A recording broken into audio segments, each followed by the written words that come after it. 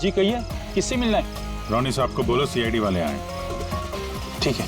सोमवार की रात को विवेक का खून हो गया और हमें तुम पे शक है। क्या बकवास कर रहे हैं आप? भला मैं विवेक का खून क्यों करने लगा? अब इस क्यों का जवाब तो तुम्हें ही देना पड़ेगा। मैं विवेक के खून के बारे में कुछ नहीं जानता। ये तो अभी अभी आप लोगों ने बताया, वो मैं जानता हूँ। देखो, ज्यादा भोलेपन का नाटक मत करो। साफ साफ बताओ, विवेक को क्यों मारा तुमने? सर, मैंने विवेक का खून नहीं किया है, और वैसे भी उसके घर के बाहर सिक्योरिटी गार्ड थे, तो कोई कैसे उसके घर में घुसकर मार सकता है? सिक्योरिटी गार्ड्स कुछ नहीं कर पाए क्योंकि उन्हें कोई दिखाई नहीं। क्या मतलब? मतलब ये कि एक ना दिखने वाला इंसान विवेक के घर में आया और उसने लाइट के जंक्शन बॉक्स के साथ कुछ छेड़छाड़ की, इससे लाइट चली गई। सर, लाइट चली गई? मैं पता लगाता हूँ। नहीं मिस्टर रॉनी, आप बाहर नहीं जाएंगे, अभी तो रुकिए, आपकी जान को खतरा है। ये वही खूनी हो सकता है। सिक्योरिटी! रॉनी, आप हिलना मत। जी, सिक्योरिटी!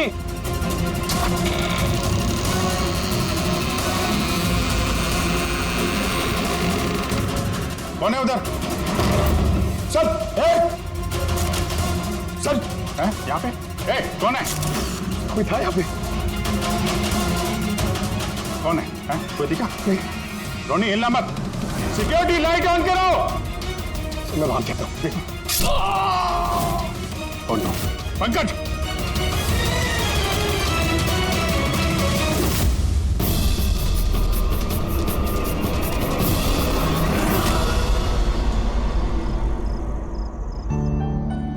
वीना, आज दिन भर सिर्फ काम काम और काम ही रहा है। शरीर भी थक गया है, पूरी बॉडी दर्द दे रही है। विवेक, 24 घंटे सोचोगे तो बॉडी तो पेन होगा ना। अब इतना बड़ा बिजनेस करना है तो सोचना तो पड़ेगा ही ना। थोड़ा सोच समझ के काम करोगे तो दिमाग पे प्रेशर कम पड़ेगा ना। ये कोई गुड्डे गुड्डियों का खेल नहीं है जो चुटकी बजाते ही काम शुरू हो जाए और चुटकी बजाते ही खेल खत्म। समझ रही हो? ठीक है, एक काम करती हूँ, मैं लोकेश को बुलाती हूँ, वो तुम्हारी मालिश कर देगा अच्छे से। ठीक है? मालिश नहीं, बस गर्मा गर्म एक गिलास दूध मेरे लिए लेकर आ जाओ ताकि सारी थकान दूर हो जाए। अच्छा, तो अभी लेके आए। Please, thank you.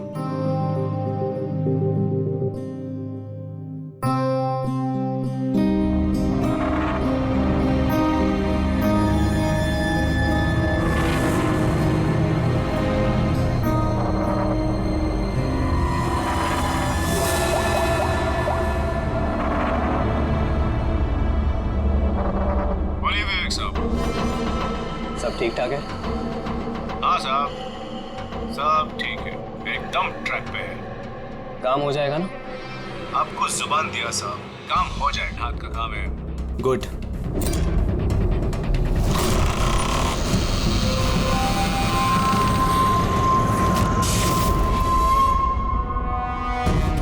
ये लाइट्स को क्या हो गया? वीना, वीना तुम हो? वीना, तुम बोलती क्यों नहीं? ये लाइट्स कैसे चली गई? लोकेश, वीना, कौन है? कौन है यहाँ पे? वीना, मजाक मत करो। देखो, देखो, मैं अंधेरे से नहीं डरता। विवेक साहब! विवेक साहब! विवेक साहब! लोकेश, वीना, लोकेश जल्दी आओ, कोई है कमरे में। विवेक साहब! विवेक साहब, दरवाजा खोलिए! विवेक साहब! क्या हुआ साहब?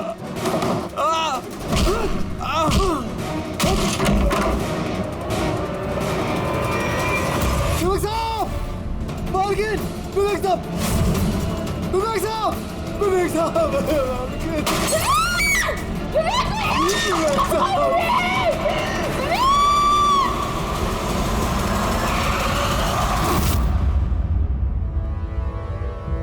सर लगता है कई बार चाकू से वार किया। ये देखिए, कटने का और चाकू घोंपने का निशान है। घाव के पैटर्न देख के लगता है कि ये घाव चाकू के नहीं है, किसी और चीज से खून किया गया है। ऐसा क्यों लगता है सर आपको? ये देखो, ये जो घाव के पैटर्न देख रहे हो, एकदम बराबर बराबर है, एक ही साइज के, और ये ज्यादा गहरे नहीं है। अगर चाकू का घाव होता तो बड़ा होता, गहरा होता, और ऐसे पैटर्न में नहीं बनता।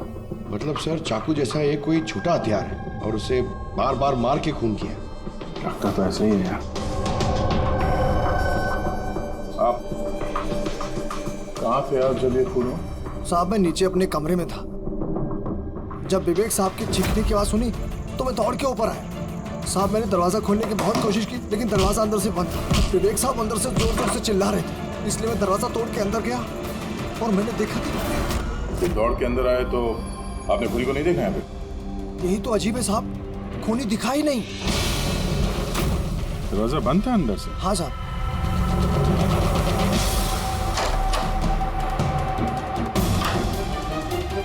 तुम अंदर आए तो यहाँ पे लाइट थी? साहब उस वक्त लाइट नहीं थी। जब मैं दरवाजा खोल के अंदर आया तो लाइट आ गई। कमाल है सर, ये कैसा खूनी है जो लाइट में भी नहीं दिखा? कहीं ये आत्मा। ये भी तो हो सकता है कि जब कमरे में अंधेरा था उसी वक्त खूनी दरवाजे से बाहर गया। साहब ऐसा बिल्कुल नहीं हो सकता। साहब अगर खूनी दरवाजे से अंधेरे में भी गया होता तो मुझे जरूर दिखा होता। मेरी आंखें बिल्कुल ठीक है साहब। कमरे से बाहर जाने का और कोई रास्ता तो दिख नहीं रहा है। वही तो, कमरे से बाहर जाने का एक ही रास्ता है, वो है ये दरवाजा। दरवाजा अंदर से बंद था और लोकेश ने ये दरवाजा खोला और इसने तो यहाँ पे खूनी को देखा नहीं। कमाल है।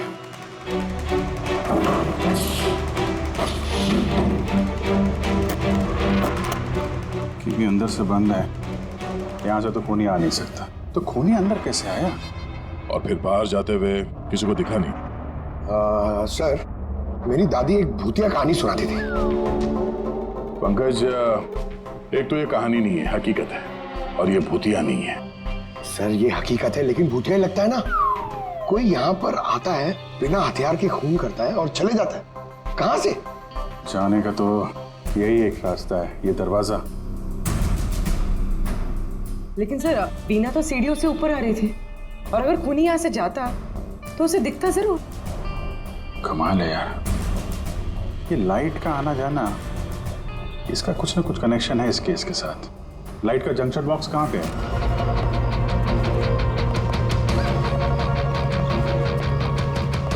सर यही जंक्शन बॉक्स है।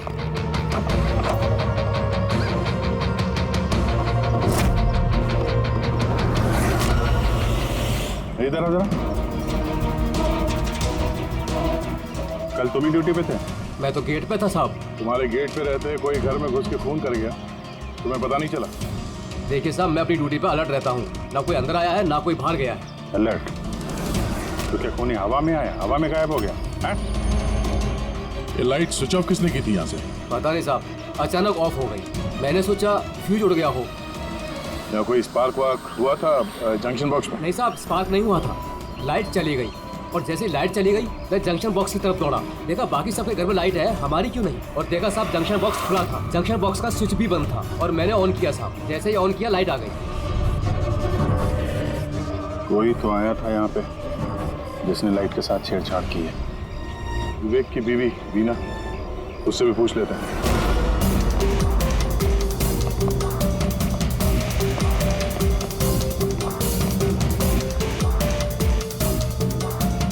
वीना जी, हमें मालूम है ये बड़ा मुश्किल समय है आपके लिए, पर हम लोग भी थोड़े हैरान हैं कि यहाँ पे सबके रहते हुए विवेक का खून हो जाता है और किसी ने भी खूनी को देखा नहीं। सर इस बात का जवाब मेरे पास भी नहीं है। मैं खुद हैरान हूँ, खूनी कहाँ से हवा बनकर आया और कहाँ चला गया। मैं मेरे बच्चों को क्या जवाब दूंगी सर, उन पर क्या बीतेगी। हिम्मत रखो, समय के साथ साथ बच्चे भी समझ जाएंगे। आप कौन है? सर मैं विवेक का बिजनेस पार्टनर हूँ। मेरा नाम राकेश है और मैं अभी जापान से लौटा हूँ। किस सिलसिले में जापान गया था? सर एक बिजनेस के मामले में गया था। क्या बिजनेस क्या करते हैं? सर विवेक और राकेश एक जापान में ऑयल बेसिन का बिजनेस शुरू कर रहे थे। जापान की सी में जॉइंट वेंचर था इंडिया और जापान में। दोस्त तो गया ही, पता नहीं अब इस कंपनी का क्या होगा। विवेक की किसी से कोई दुश्मनी थी क्या, या आजकल कुछ स्ट्रेस में हो, कोई धमकी भरे फोन, ऐसा कुछ? नहीं सर, कभी किसी की धमकी या फिर कुछ ऐसा उन्होंने नहीं बताया, लेकिन वो जापान की डील को लेकर काफी टेंशन में रहते थे। किस तरह की टेंशन? डील होगी भी या नहीं। लेकिन सर एक बात और थी। क्या? सर कुछ दिन पहले विवेक एक बहुत अजीब आदमी से मिले थे। अरे आप चिंता मत करो, आपने मुझ पर भरोसा किया, अपना वादा पूरा किया, अब मैं भी आपका वादा पूरा करूंगा। पुलिस को भनक भी नहीं होनी चाहिए। साहब पप्पन नाम है मेरा, मुझ पर भरोसा है ना? विश्वास है इसलिए काम दिया है तुम्हें। बस अब पप्पन का कमाल देखो। पप्पन? देखिए, जैसा आपने बताया उससे तो यही लगता है कि ये पप्पन कोई पुराना मुजरिम है और हर मुजरिम का रिकॉर्ड है हमारे पास। आप उसकी फोटो देखेंगे तो पहचान लेंगे? जी सर। ठीक है, फिर तो जल्दी इस पप्पन का पता चल जाएगा और उसने क्या किया था वो भी।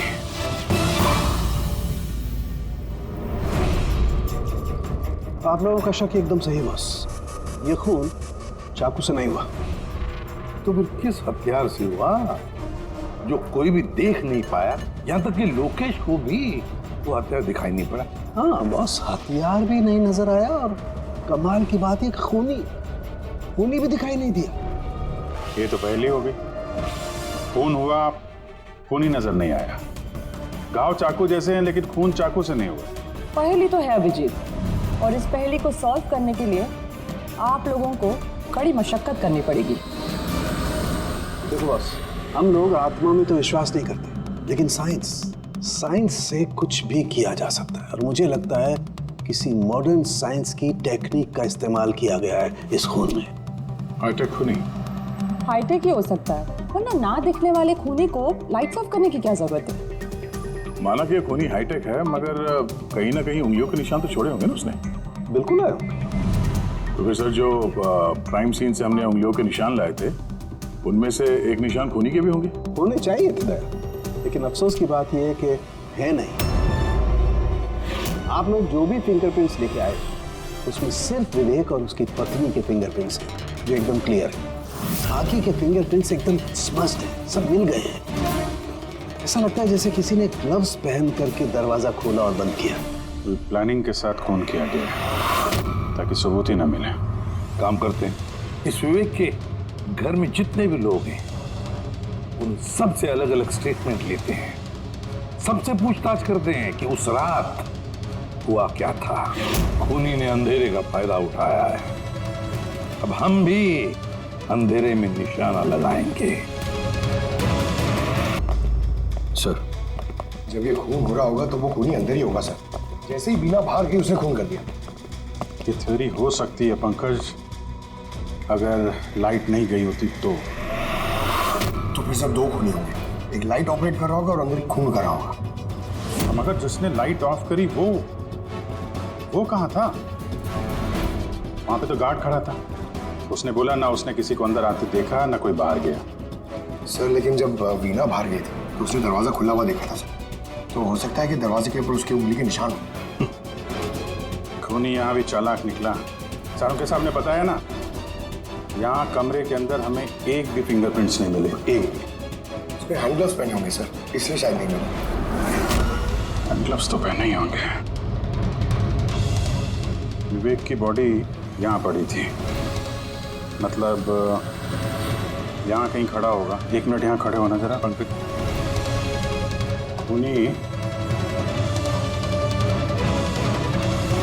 खूनी जब अंदर आया तो दरवाजा खुला हुआ था। जैसे ही लाइट गई खूनी अंदर आया, उसने दरवाजा बंद किया, अंधेरे में उसने विवेक का खून कर दिया। क्योंकि जब मुकेश आया था तो ये दरवाजा अंदर से बंद था। हाँ सर, खूनी अंदर ही होगा सर। करेक्ट। और जैसे ही लोकेश दरवाजा खोल के आया, खूनी चुपके से यहाँ से निकल गया। लेकिन अगर खूनी यहाँ से गया है तो लोकेश तो यहीं कहीं खड़ा था, उसे तो दिखना चाहिए था ना खूनी। लोकेश का कहना है उसने सिर्फ यहाँ पे विवेक की बॉडी देखी थी, खूनी उसे नजर नहीं आया। सर ये लोकेशन, ये झूठ बोल रहा है सर। लगता तो नहीं है। इंटरोगेशन में अच्छे झूठ बोलने वाले ना लड़खड़ाने लगते हैं, उनकी जबान कांपने लगती है। ऐसा लगता नहीं है वो झूठ बोल रहा है। तो फिर कौन है ये आदमी? वीना ने उसे महसूस किया, लोकेश ने उसे महसूस किया, लेकिन देखा नहीं।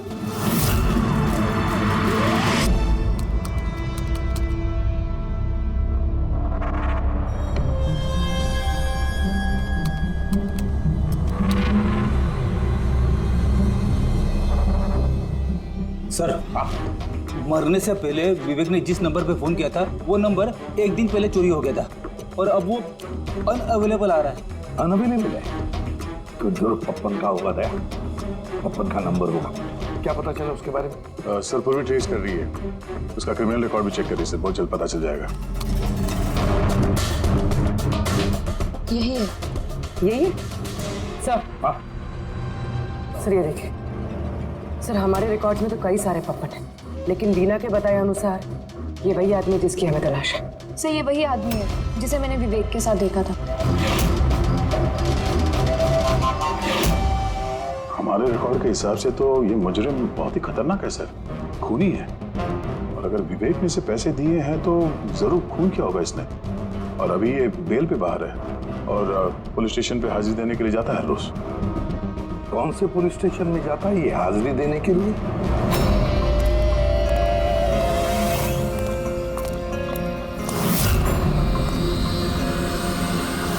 सर यहाँ से पास हो गया। सब्जी ले लो भाई, सब्जी ले लो, सब्जी ले लो। सर पप्पन यहाँ से निकल गया। ले भैया तेरा ठेला संभाल ले। उसको उधर ही रोक के रख, चाहे वो रोए या हंसे तुम उसकी चिंता मत कर। जब तक वो हमारे पास है बाजी हमारे हाथ में है। तुम लोग मेरा इंतजार करो और कुछ भी गड़बड़ हुआ ना तुम में से किसी को नहीं छोड़ूंगा मैं। ये चिड़ी का गुलाम तुम्हारी तरफ गया था, देखना जरा।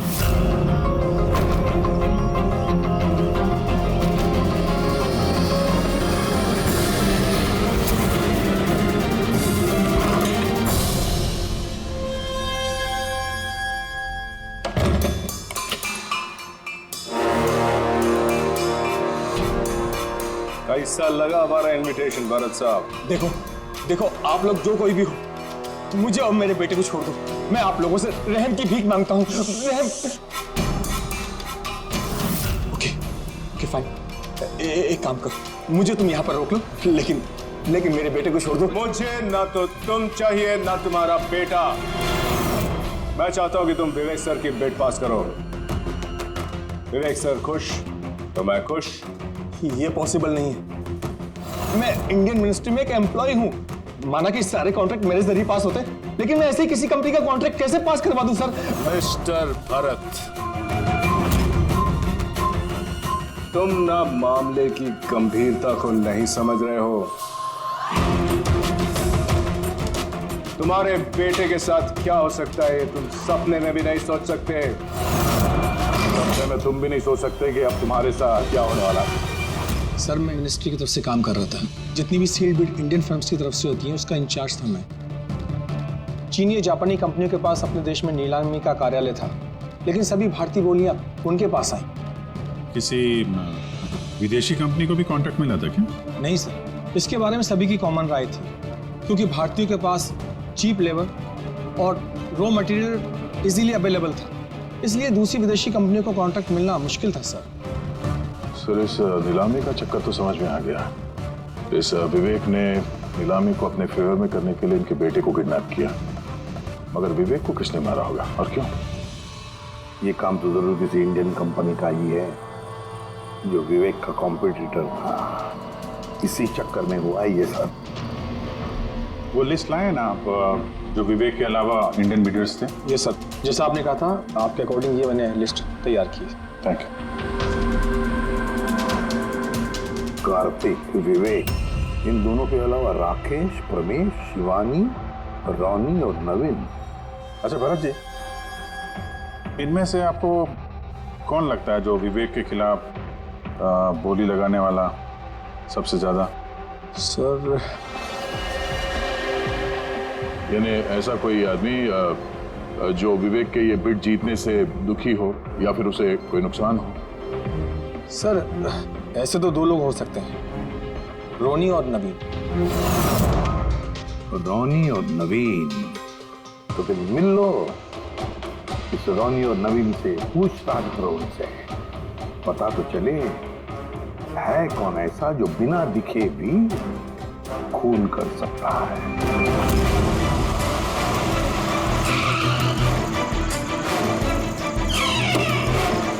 जी कहिए, किससे मिलना है? रोनी साहब को बोलो सीआईडी वाले आए।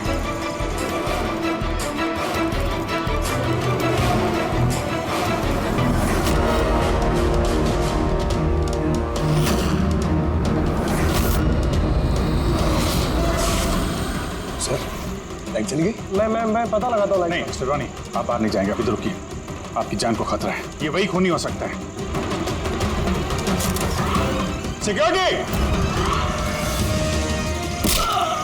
रॉनी, आप हिलना मत। सिक्योरिटी! सर, यहाँ कोई है? कोई है? सर यहाँ। कौन है इधर? कौन है? मिस्टर रॉनी, आप हिलना मत।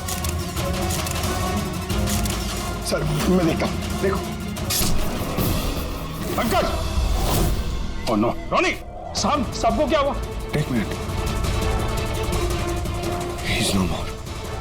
बाहर जाते हुए कोई दिखा था क्या? नहीं सर, मैं वहाँ जंक्शन पे गया, लाइट ऑन की और देखा कि हमारा दूसरा सिक्योरिटी गेट के पास बेहोश पड़ा हुआ है और मैं अंदर आ गया सर। Hello sir. सर, हम रॉनी को बचा नहीं पाए। He's dead. ऐसा कैसे हो सकता है अभिजीत? खून तुम्हारे सामने हो और तुम कह रहे हो कि तुमने खूनी को देखा तक नहीं? हाँ सर, पहले तो हम सुनी सुनाई बातों पे यकीन कर रहे थे, पर यहाँ तो हम लोग वहाँ मौजूद थे सर, कोई नहीं दिखा। मतलब विवेक के खून की जैसा? हाँ सर। ये किस तरह का खूनी है सर, जो है मगर दिखाई नहीं देता? वही तो। पर इतना पक्का है कि मैंने वहाँ पे कुछ शैडो जैसी देखी थी, कुछ अजीब सी। एक्सप्लेन करना मुश्किल हो रहा है मगर। सर के यार, फोटो से कुछ पता चल रहा है तुझे? बॉस, लगा हुआ तो हूँ, शायद कुछ हाथ लग जाए, लेकिन एक बात पक्की है, ये खून भी वैसे ही हुआ है जैसे इससे पहले को खून हुआ है। ये देखो बस, ये देखो यहाँ फोटो में ये हल्की सी रोशनी में ये कुछ आकृति दिखाई दे रही है, शैडो जैसी, बिना आकार के। ये क्या है, ये समझ में नहीं आ रहा है। सालू के साथ मैं पहले से कह रहा था, ये जरूर कोई आत्मा है।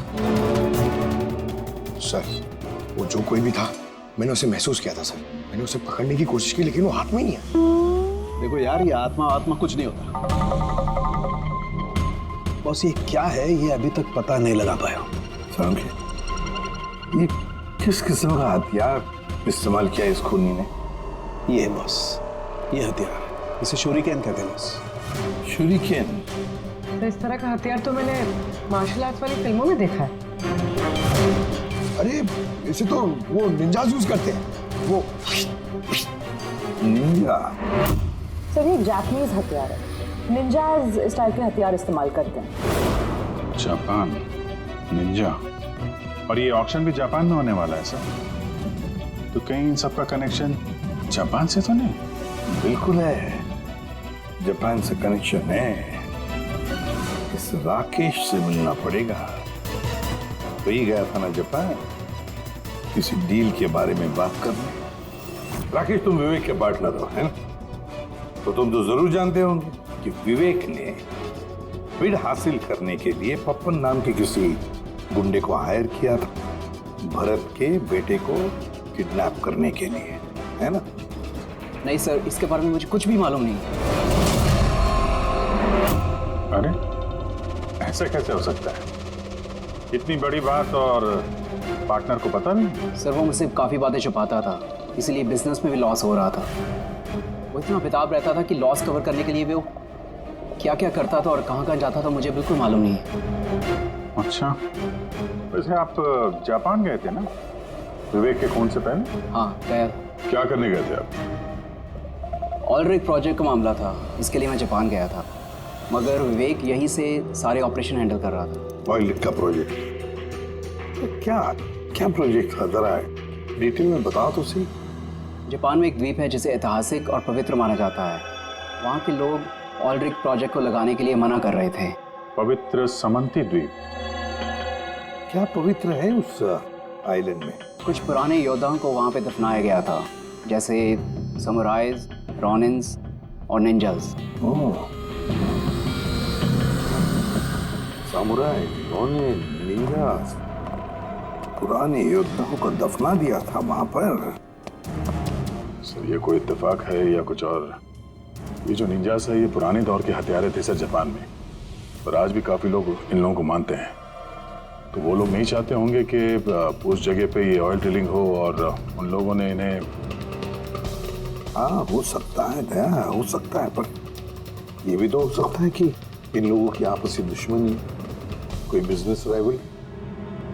सर ये नवीन तो नहीं हो सकता है, क्योंकि जब दूसरा खून हुआ तब मैं और पूरी उसी के साथ थे। तो फिर ये बचे 3 बिल्डर्स, शिवानी, प्रमेश और कार्तिक, तीनों को बुला लेते हैं यहाँ पर।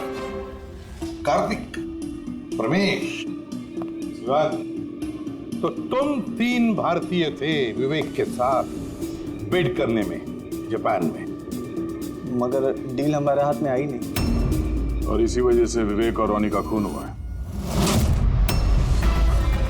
कार्तिक आप कहाँ थे जब ये दोनों खून हुए? सर मैं मीटिंग में ही था, आप मेरे एम्प्लॉय से पूछ सकते हैं सर। और प्रमेश? सर मैं सामाजिक व्यक्ति हूँ, और सर इसके गवाह सर वो अफसर हैं, और सर जिस वक्त खून हुआ मैं उनका साथी था सर। तो ये भी तो हो सकता है ना कि ये खून तुम लोगों ने करवाया? सर हम क्यों खून करवाने लगे? सब अपने अपने नसीब का खाते हैं सर, और डील नहीं हुई तो क्या हुआ सर? कभी ना कभी कोई ना कोई डील तो हो ही जाएगी।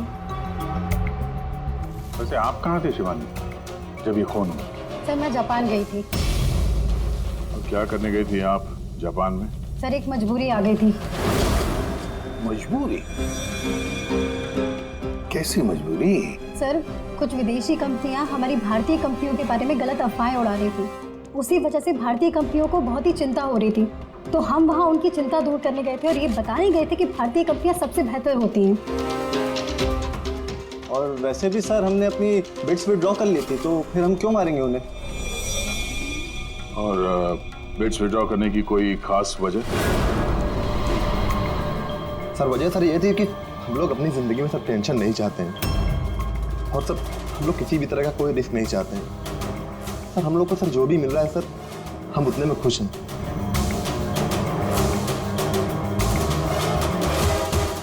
सर अब तो ये नवीन ही बचा, इसने तो बिड भी वापस नहीं ली। तो कहीं नवीन ने तो नहीं ये सब किया? तो फिर ये भी तो हो सकता है कि अगला शिकार नवीन ही हो। नवीन, तुमने बिड क्यों नहीं कैंसिल की जब सारे लोग पीछे हट गए थे? ऐसे कैसे मैं पीछे हट जाता? इस कॉन्ट्रैक्ट को पाने के लिए मैंने कितने महीनों मेहनत की है पता है तुम्हें? मुझे लगा कि अगर ये कॉन्ट्रैक्ट मेरे हाथ में आ गया तो मेरी सारी दुनिया बदल जाएगी। अब तो दुनिया से जाने की ही नौबत आ गई है। तुम समझते क्यों नहीं हो? अगर तुम चले गए तो मेरा क्या होगा? डरने की कोई बात नहीं है, हमें कुछ नहीं होगा। सीआईडी की पूरी टीम हमारे साथ है। अरे सीआईडी वालों के सामने वो मार के चला गया, और सीआईडी वाले क्या किए? कुछ नहीं कर पाए वो। सीआईडी की टीम पे भरोसा रखो तुम, हमें कुछ नहीं होगा। पंकज तुम्हें पता है ना हमें क्या करना है? Don't worry, I know. मैं आता हूं।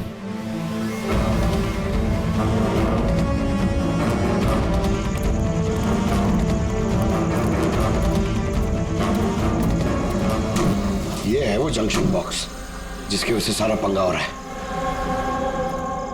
मैं देखता हूं ये कौन है। ये जगह सही है।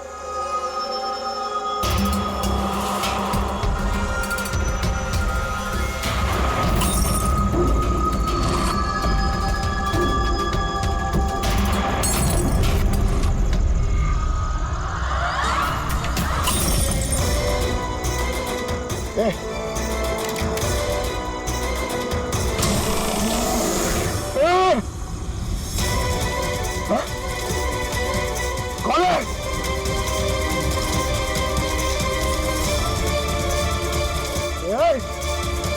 मारा!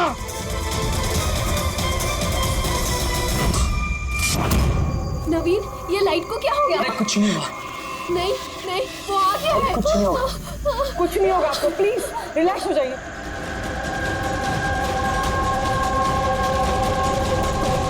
रिलैक्स हो जाइए। सामने आओ, वो तुम्हें मार डालेगा। अरे नहीं। कौन है यहाँ पे?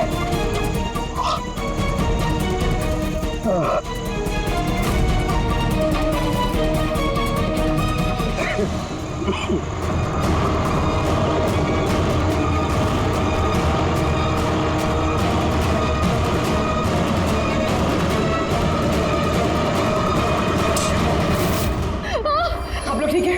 हाँ?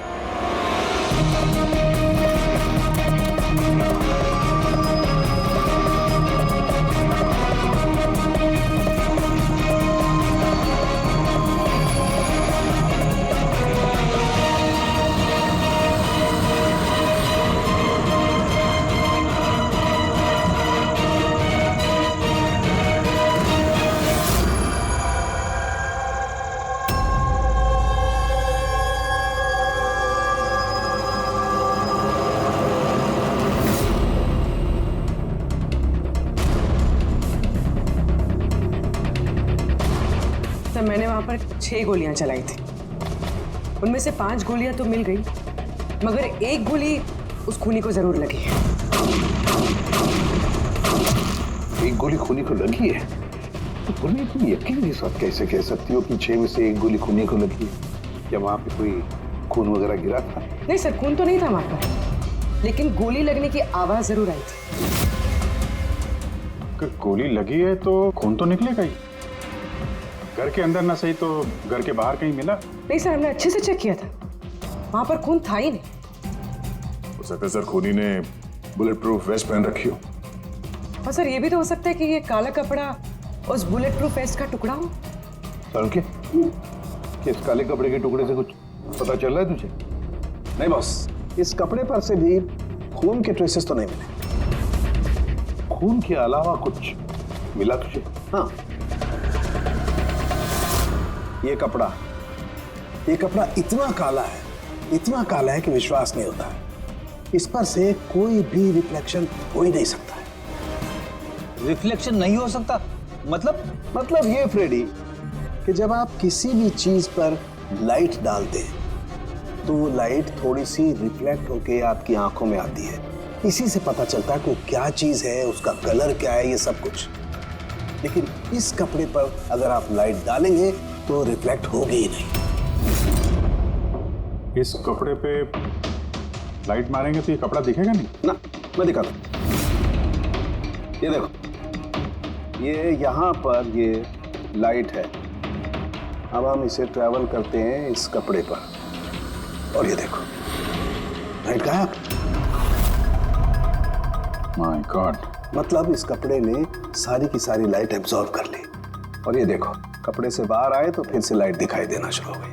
अजीब कपड़ा है, पूरी लाइट एब्जॉर्ब कर लेता है। पता ही नहीं चल रहा था कपड़ा है कि नहीं। इंसान के नवीन की जान को खतरा है, जो भी है जल्दी बता दे। बॉस, मैं जानता हूं कि ये क्या है और खून कैसे हुआ है।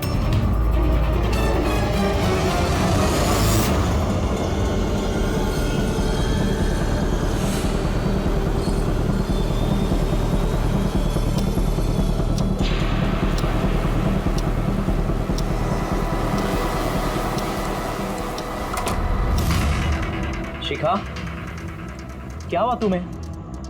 क्यों इतनी परेशान लग रही हो? हमें कुछ नहीं होगा, रिलैक्स हो जाओ। कैसे रिलैक्स हो जाओ? तुम्हें कुछ हो गया तो? शिखा, मैंने बोला हमें कुछ नहीं होगा। नवीन, ये लाइट कैसे चली गई? अरे नवीन, वो आ गया है। कोई नहीं आ रहा। तुम्हें मार डालेगा।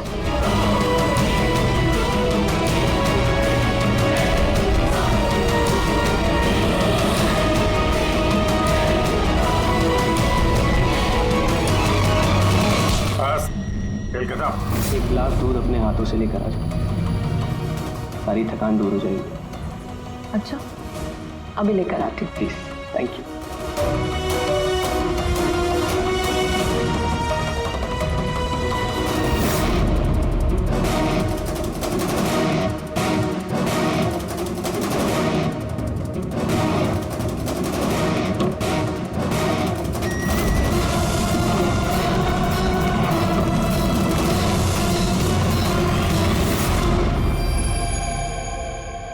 सोचा नहीं था कि कोई मुझे भी पकड़ सकेगा। हमने भी नहीं सोचा था कि एक पत्नी अपने पति का खून कर देगी। अपराधी चाहे जितना दिमाग लगाकर अपराध को अंजाम दे, कहीं ना कहीं उससे कोई ना कोई गलती हो ही जाती है। मैंने तो कोई गलती नहीं करी, फिर भी आप लोगों ने मुझे पकड़ लिया।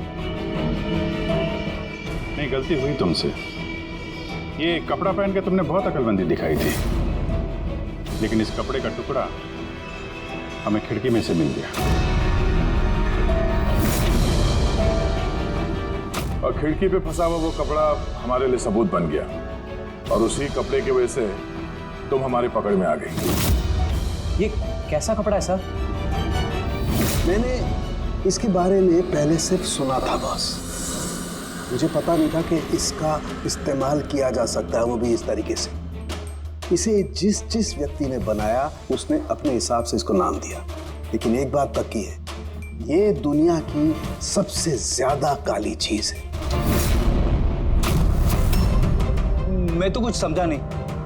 सीधे तरीके से ये बात है फ्रेडी कि अगर इस कपड़े का कोई सूट बना करके पहन लेगा, वो व्यक्ति आपको दिखाई नहीं देगा तब तक जब तक कि उसके आसपास की सारी लाइट्स एलिमिनेट ना हो जाए। वो दिखाई नहीं देगा। अगर दिखाई देगा तो सिर्फ एक आकृति दिखाई देगी, एक छाया, वो भी बिना किसी रूप के। ये एक 3D से 2D में बदल जाने की प्रक्रिया है। अरे सर, कोई तो लाइट होगी जिससे ये दिखे। ऐसी कोई लाइट नहीं है, ना इंफ्रारेड लाइट, ना यूवी लाइट, ना ही लाइट स्पेक्ट्रम। अभिजीत, नवीन से कहो कि वो बिड विड्रॉ ना करे और ये इंफॉर्मेशन सब में फैला दो। सर, इस बात के फैलते ही उस पर फिर से हमला हो सकता है। यही तो हम चाहते हैं पूर्वी, यही तो हम चाहते हैं। ये ब्लैक फैब्रिक लाइट को एब्जॉर्ब कर लेता है, लेकिन हीट को एब्जॉर्ब नहीं करता। हीट को तो रिफ्लेक्ट करेगा ही। हम खूनी को पकड़ेंगे थर्मल विजन से।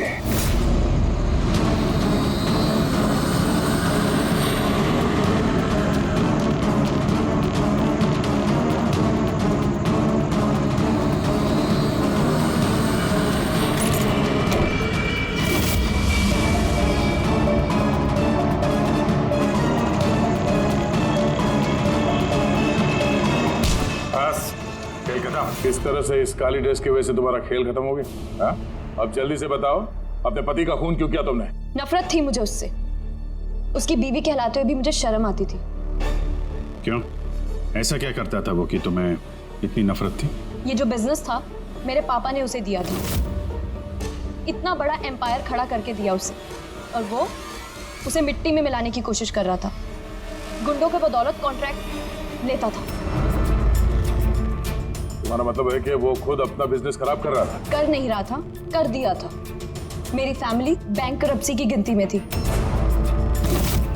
बिजनेस खराब चल रहा था तो उससे बातचीत कर दी, उसे समझा दी, उसे जान से मार दिया। मैंने उसे बहुत समझाने की कोशिश की थी, पर वो नहीं समझा और मजबूरन मुझे ये कदम उठाना पड़ा। मुझे मेरे बच्चों के बारे में सोचना था, उन्हें तो मैं भूखा नहीं मार सकती। तो इसलिए सारा बिजनेस तुमने अपने हाथ में ले लिया?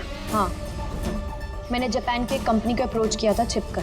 छोटे छोटे कॉन्ट्रैक्ट और पैसों के बदले मैंने तय किया कि भारतीय कंपनी कॉन्ट्रैक्ट पर कोई बोली ना लगा सके, और इसीलिए मैंने सभी बोली लगाने वालों को मारने का प्लान किया।